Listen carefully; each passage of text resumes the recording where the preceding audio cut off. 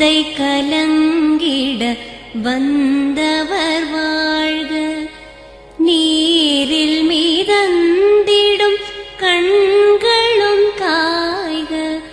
நிம்மதி நிம்மதி யோவிடம் சூழ்க.